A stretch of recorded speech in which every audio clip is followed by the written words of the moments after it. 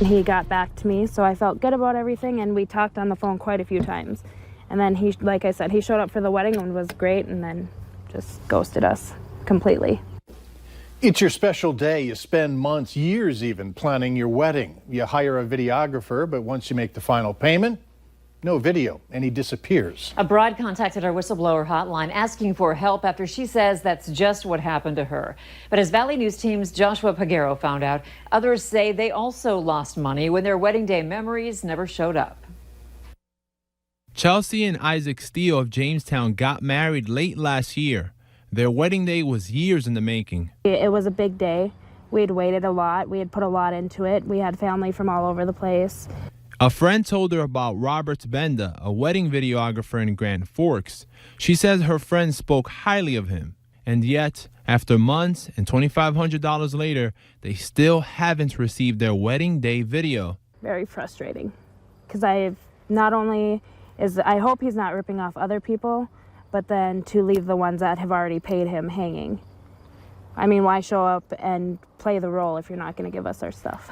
Their story is one of at least 5 we uncovered over the last few weeks from couples across North Dakota and Minnesota. Savannah Benson of Carrington says she's been waiting 2 years for her wedding day video. Just giving me the runaround. If you lost my video or if something happened, just let me know. Just give me my money back or just respond to me. Like, I'm not that hard to work with. Just let me know what's going on. Benson says her video was due by March of 2018.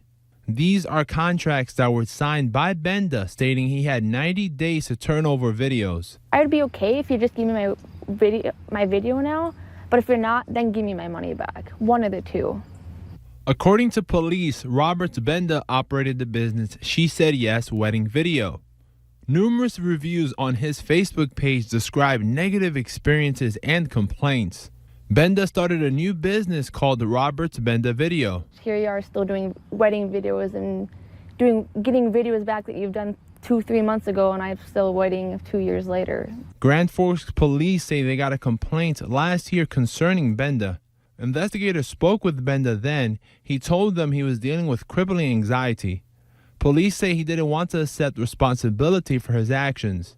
He's ignored attempts by people getting in contact with him. He knows, so that's why he's not contacting me at all. I have this knack for trying to find the best in people. So that's what I did, and it kind of backfired. In Grand Forks, Joshua Pagero, Valley News Live. For the last few weeks, we have contacted Robert Benda to get a comment from him, but he never responded to our phone calls or messages. If you need help uncovering fraud or corruption in your community, call our whistleblower hotline, 237-6576, and leave your tip. A member of our investigative team will get on the case and go to work to expose the truth. Fargo police have scheduled a news conference for tomorrow morning surrounding the discovery of human remains near the Red River in South Fargo. We're expecting to hear at that time who the person is and the cause of death. The remains were found last Thursday. Authorities have given no indication where the cause of death is suspicious. That news conference will begin at 11 o'clock tomorrow. We will be streaming that live on our website, and we'll have the latest as soon as it becomes available. Police are warning you to be careful of gift card scams. The caller will often tell you to go buy a popular gift card, frequently iTunes, Google Play, or Amazon. Once you buy the card, the caller then will demand the gift card number and PIN on the back of the card. Those numbers let them immediately get the money you loaded onto the card. And once they've done that, the scammers and your money are gone, usually without a trace. If you are a victim and paid a scammer with a gift card, tell the company that issued the card right away. You might be able to get your money back. NDSU police are looking for a man who led them on a chase through campus yesterday. They tell us that the man was speeding and popping wheelies on his motorcycle. They're looking for a white male with blonde hair and a yellow motorcycle. Officers say they chased the bike for a couple of blocks before losing him. Our concern is the safety of the students on campus. Monday and Tuesday were big days for the university with the college just starting for the year. And there's a high volume of pedestrian traffic on campus. The speed limit is kept low for that reason. It's only 15 miles an hour. The man could face charges, including reckless driving. Anyone with information should call 701-231-8998. I don't see them getting them off. I'm going to have to call them again. I don't think they're ever going to fix it. It hasn't been a full week of school yet, and a Fargo dad says his 5-year-old has been dropped off at the wrong spot several times. He contacted our whistleblower hotline saying he's worried about kids in the area. When we checked it out on Tuesday, we found other parents in the same boat. It's happened to way too many children now, and something bad could really come of this. In this day and age, a kid could just eventually disappear. Valley Bus tells us after speaking with Jefferson Elementary School, they believe the confusion comes from 2 separate buses and young children accidentally getting on the wrong bus. We're also told the principal has been riding the bus to make sure kids get off on the right stop. As Moorhead families get set to start school on September 3rd, construction crews are working to open a couple roads near the high school before that date. The city is hoping to reopen 21st Street near 2nd Avenue going north on Labor Day. And the same goes for 6th Avenue South and 20th Street South, weather permitting. Families are reminded to allow extra time for potential delays should those roads remain closed. A longtime pastor in the Fargo-Moorhead area was honored tonight for his 30 years serving others. Pastor Cal Thompson and his wife Kelly have been at Northview Church, formerly First Assembly of God. As youth pastor, Cal has influenced thousands in the community. Tonight they returned the favor by celebrating him and his retirement. Cal has a heart for people. It's evident through everything that he does and says, and he'll hug your neck when he meets you for the first time ever. They've reached back and invited people from 30 years ago, literally, who have been a part of our life, and we're hearing they're coming tonight. And I don't know where the word is. I'm excited or completely humbled. For more on this story, you can visit our website, valleynewslive.com. North Dakota geologists have discovered their final bone of the season, and they're headed to the lab with hundreds of fossils to examine. The Bismarck-Mandan area is just one of many stops around the state that are traveled to over the summer. What they have uncovered will be cleaned and then displayed. Recovering prehistoric fossils isn't as easy or quick as you might think. It's estimated that for every hour spent on a fossil in the field, it takes 12 in the lab. We're not locked into one type of rock, so we're not getting just one type of fossil. We have a lot of different ages of rock stretching across North Dakota, and so that really helps portray all of the different changes in environment. The fossils that are cleaned will either be kept in storage for future research or displayed around the state. Bison fans were digging the vibe at tonight's block party. The annual event is held at Shields All Sports along 45th Street in Fargo. The Gold Star Marching Band and Coach Entz were there to fire up the crowd. Yard signs and pizza were among the items given out. Again, all meant to get the supporters geared up for the season, which kicks off this Saturday with the first ever game at Target Field in the Twin Cities. Valley News Live 10 at 10 continues with No Wait Weather.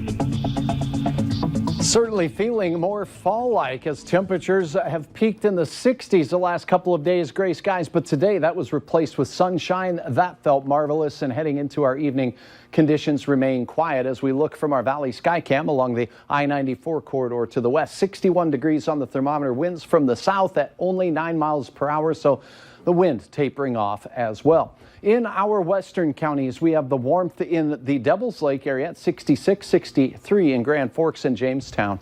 You have 61 degrees. Lakes country, we have some upper 50s there until we get out to Wadena. Low 50s for you as well as your neighbors off to the far east near Lake Superior. It's 53 in Duluth. The showers and clouds tonight have been gathering along the international border. They're drifting slowly to the southeast with a little weather hiccup that's going to work its way through. Where you see the yellows on the radar display here, the rainfall is estimated to be heavier, so some soaking showers moving through the northern valley right now. Associated clouds with this system are also trucking their way through. And here's a 10 o'clock update on Dorian, now a hurricane with winds over 80 miles per hour, has a nice rotation with a well-defined eye. And the forecast for Dorian is something we'll be hearing about as we head toward the Labor Day holiday, particularly on Sunday. And the intensity of Dorian is forecast to increase, hitting on the central peninsula of Florida on the Atlantic shore. We'll keep you updated on that. But for this evening, the shower chances remain up north. They'll drift into northwest Minnesota as we go through the overnight. So Jamestown, Fargo, Detroit Lakes, I think we stay dry and temperatures will generally be in the 50s. And quick hitting showers will impact the north, although we'll see up to around a tenth or so of an inch of rain from those cells. We start out in the mid 50s. Then tomorrow, our wind will be from the northwest and it will be strong. Gusts over 20 miles per hour will be likely. And it's that flow from the northwest that will keep temperatures once again at bay. Notice the model here depicting more clouds working their way across parts of Minnesota throughout the day. Heading into the late day and closer to sunset, the wind speeds start to taper off a bit and quiet down as we close out our Thursday. Heading into Friday, it looks dry for the vast majority of our area. A 55-degree start in Fargo as you're heading off to work and school. The wind increases, and by midday, we'll have gusts over 20 to 25 miles per hour, and those northwest winds will set temperatures back a couple of degrees, still near 70 in Fargo. Your hometown forecast will see a lot of upper 60s, even some mid 60s in the far north, mid to upper 60s in Lakes Country, and tomorrow in the Oaks area, 69 beautiful degrees. Colorful skies, Ken captured over Fergus Falls, a beautiful sunset with storm clouds in the mix. Thanks for taking the time, Ken. Here is a look at your Friday forecast. We remain cool. We'll have clear skies starting out the weekend. It does look like we'll see a slight chance of showers, but temperatures start improving after the Bison game on Saturday. Labor Day, we could be near 80, but a little bit better chance of a few showers. All right, thanks, Hutch. Later on Valley News Live 10 at 10. Up next, the coach who's known as being tough with a side that the public doesn't get to see.